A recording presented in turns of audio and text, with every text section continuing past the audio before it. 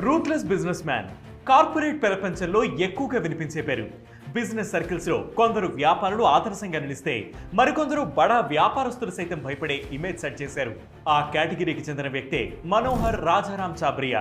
మను చాబ్రియాగా వ్యాపార ప్రపంచానికి సుపరిచితమైన ఇతను ఓ రేడియో షాప్ లో కెరీర్ ప్రారంభించి $1 బిలియన్ సామ్రాజ్యాన్ని నిర్మించారు. 1946 మార్చి 1న ముంబైలో ఒక సింధీ కుటుంబంలో జన్మించిన చాబ్రియాది సామాన్య బ్యాక్గ్రౌండ్. అతని ఫ్యామిలీకి రాజా రేడియో అనే ఓ చిన్న షాప్ ఉండేది. 1973లో దుబాయ్ వెళ్లిపోయిన మను ఒక చిన్న ఎలక్ట్రానిక్ డీలర్ గా కెరీర్ స్టార్ట్ చేశారు. అక్కడి ఆఫీసులకు సోనీ టీవీ టైప్ రైటర్లను డిస్ట్రిబ్యూట్ చేశారు. ఇక 1974లో సోనీ ఉత్పత్తులకు దుబాయ్లో ఏకైక డిస్ట్రిబ్యూటర్ గా ఒప్పందం కుదుర్చుకున్నారు. అతని ప్రొడక్ట్స్ దుబాయ్ మార్కెట్లో హాట్ కేకుల్లా అమ్ముడుకోవడంతో మనుకు చెందిన జంబో గ్రూప్ ఒక్కసారిగా $1 బిలియన్ కంపెనీగా మారింది. ఇక 1980స్లో మను కన్ను ఇండియా పైన పడింది. ఓవైపు ఇండియాలో ముంబైలో ఓర్సన్ ఎలక్ట్రానిక్స్ స్థాపించి సోనీ బ్రాండ్ తో కలర్ మరియు బ్లాక్ అండ్ వైట్ టీవీలు, పోర్టబుల్ ఆడియో సిస్టంలు తయారీ ప్రారంభిస్తూనే కంపెనీలను దక్కించుకునే స్కెచ్లు మొదలుపెట్టారు.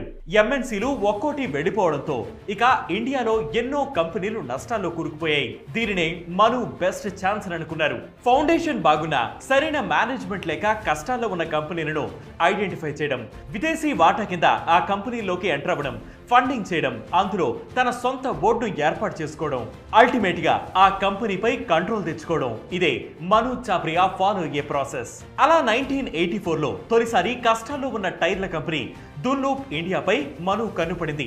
ఆర్పి గోయంకాకు చెందిన ఆర్పిజి గ్రూప్ తో ఆ కంపెనీ కొనేందుకు టైఅప్ అయ్యారు. 50-50 ఓనర్షిప్ అనుకున్నారు. కానీ ఆ కంపెనీ కొన్న తర్వాత క్రమంగా కంపెనీ మొత్తం తనకు అమ్మేలా గోయంకాపై మను చాబ్రియా ఒత్తిడి తీసుకొచ్చారు. అలా దున్లూప్ తన సొంతమైంది. ఇక 1985లో షావాలెన్స్ అనే టాప్ లిక్కర్ కంపెనీని కూడా టార్గెట్ చేశారు. ఈసారి చాబ్రియాకు విజయ్ మాల్యా బరయ్యారు. షావాలెన్స్ ను దక్కించుకునేందుకు విజయ్ మాల్యా చాబ్రియాకు హెల్ప్ చేయగా ఫారిన్ షేర్ హోల్డర్ల ద్వారా మను సీక్రెట్ గా ఆ కంపెనీలో వాటాను కొన్నారు. తీరా కంపెనీ దక్కాక వాటా షేర్ చేసేందుకు చాబ్రియా ఒప్పుకోలేదట. ఇక అదే ఏడాది మాల్యా అరెస్ట్ అయ్యారు.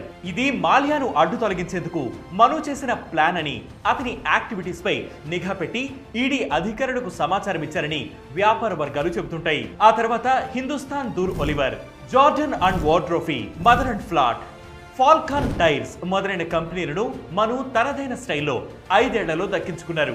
ఎల్ఎన్టీ గ్రూప్ లోకి కూడా ఎంటర్ అయ్యేందుకు ప్రయత్నించిన ముఖేష్ అంబానీ మను చాబ్రియాకి చెందిన దున్లూప్ లోనే షేర్లు కొని చెక్మేట్ పెట్టారు. ఇక ఇలా ఓ రూత్లెస్ బిజినెస్ మ్యాన్ గా ఎదిగిన చాబ్రియా డౌన్ ఫాల్ కూడా అంతే స్పీడ్ గా జరిగింది. అన్నాళ్లు రైట్ హ్యాండ్ గా ఉండే అతని సోదరుడితో గొడవలు, కోర్టు వివాదాలు జరగడంతో చాబ్రియా భారత్ వీడారు. లీడర్షిప్ కొరత ఏర్పడింది. అలా అతని డామినెన్స్ చెదిరిపోయింది.